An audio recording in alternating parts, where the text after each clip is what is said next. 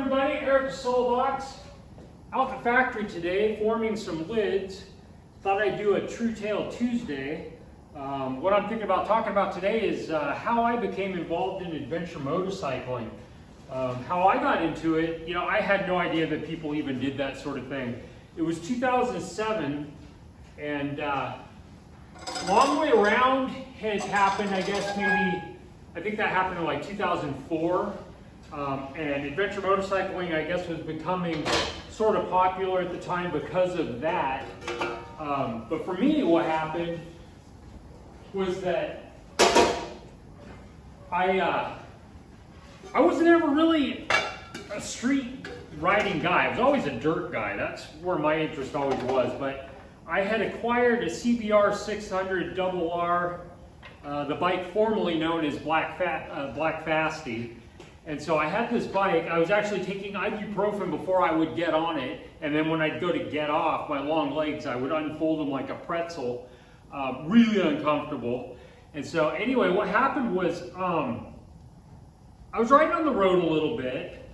And it was going to be my grandmother's 80th birthday down in Arizona. I live in Washington.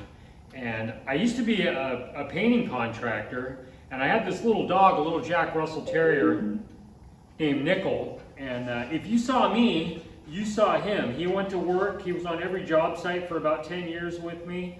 And just, he was a full-time companion. And so when it was time to go down to Arizona to my grandmother's 80th birthday, there was no way I was going to fly down there and leave my dog at home. So what I thought was, you know, I'll trade in Black Fasty and get something a little more comfortable to ride, and I'll figure out a way to put my dog on there, and we'll ride to Arizona.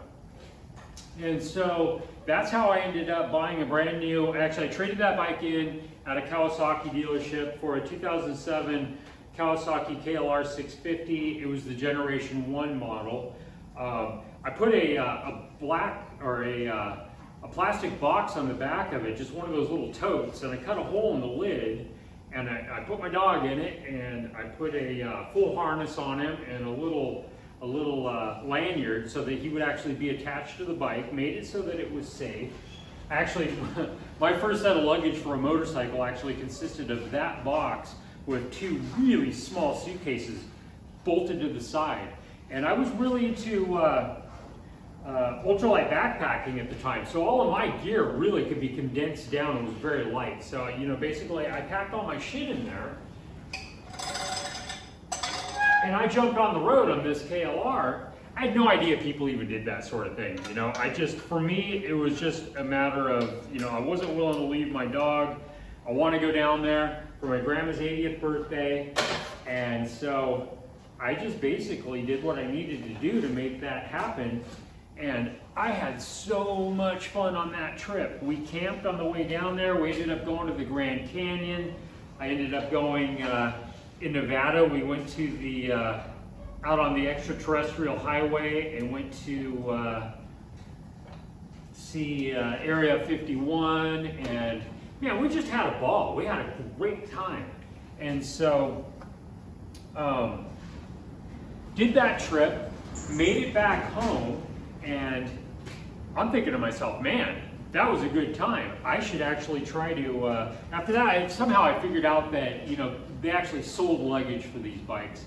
And I started looking at that luggage, and I was like, holy smokes, $1,000 for 2 boxes and frames for that bike. I thought, you know, and I'd been thinking about wanting to work from home, and I had been trying to come up with an idea. I didn't really enjoy being a contractor. I really wanted to have a shop and work from home, but I didn't have an idea of what I could build. And so I started looking at luggage, and I didn't want to spend that kind of money, and I thought, you know, I wonder if I couldn't build that stuff. And that's really kind of how I got started in adventure motorcycling, was that first trip, which basically had just happened out of necessity, and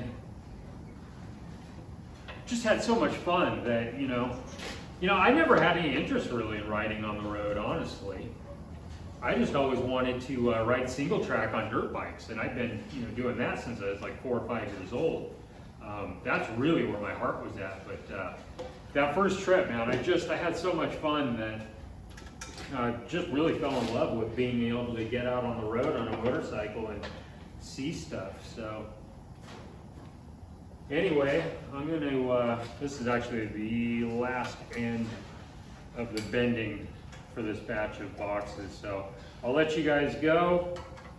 Eric with Solo Box. We'll talk to y'all later. Ride safe, everybody.